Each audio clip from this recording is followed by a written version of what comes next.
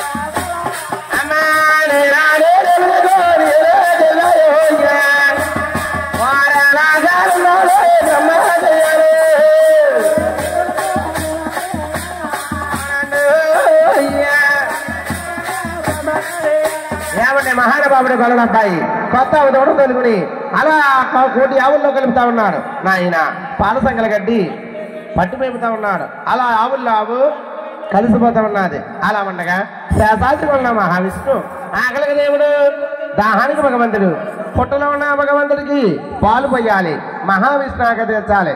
అలాగని బ్రహ్మడి అని నాయన అర్ధరాత్రి వేళ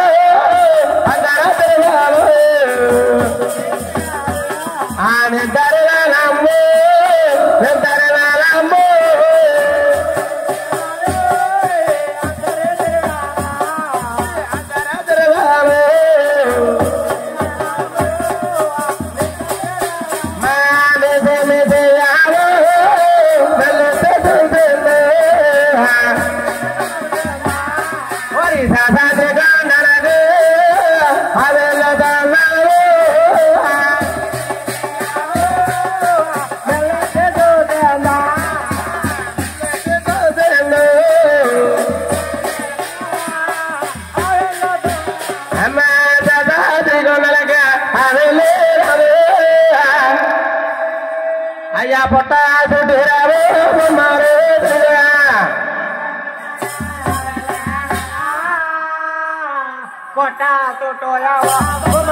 అమ్మ పొట్ట పొట్ట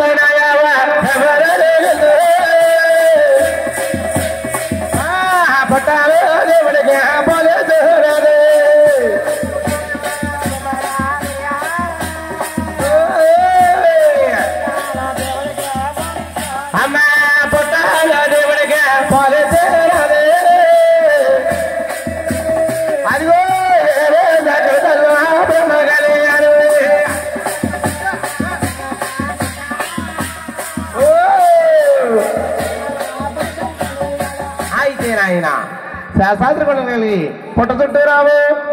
ఓహో పుట్టపై జబరు గురికి పుట్టలో ఉన్న భగవంతుడికి అలా పాలిపోతా ఉన్నది. పోయినా గొల్లల పైన కొన్నాడంట. అదే ఇక్కడ ఆవులు కట్టాను, ఆవు లేదేటి, ఎక్కడికి వెళ్ళిపోయా? అలా కొత్త జల్ల వెళ్తున్నాడు. పోయినా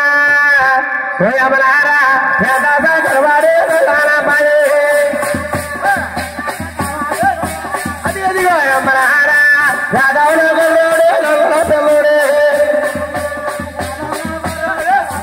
అది అదిగో అమ్మలారా శాస్త్రి కొండలకే పోయినాలి. అమ్మ శాస్త్రి కొండలగా పైరాదే ఒరే పొట్టాబాయి అదే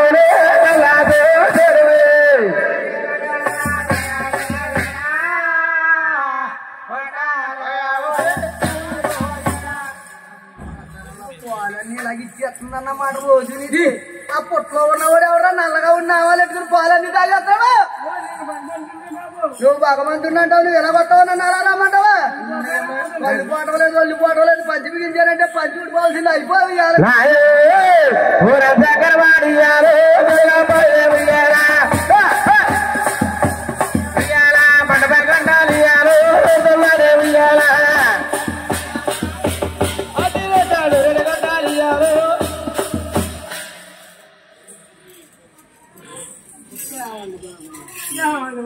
మహాప్రభు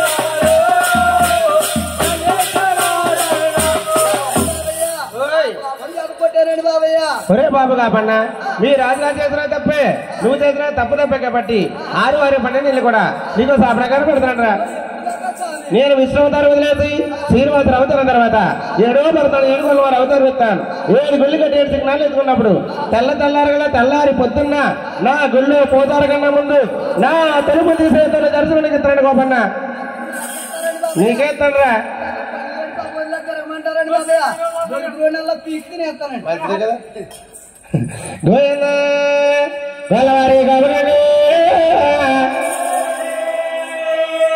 ఏమండి మహానుభావుడు విష్ణువతారంలో స్వాముల వారికి వరం ఇచ్చారంట ఆనాటి కాలంలో స్వాముల వారు వరం ఇచ్చారు కాబట్టి ఈనాడు కలియుగంలో తిరుపతి దేవస్థానంలో 7 గొల్ల వారి గుళ్ళు గోపురాలు కలిగిన భక్తులందరికీ కూడా నాయన మరి గొల్లల అబ్బాయి తలుపులు తీస్తానే గాని గుళ్ళో పోదారు కూడా ఆనాడు నుంచి ఈనాటి వరకు కూడా అదే ఆనవాయితీగా జరిగిన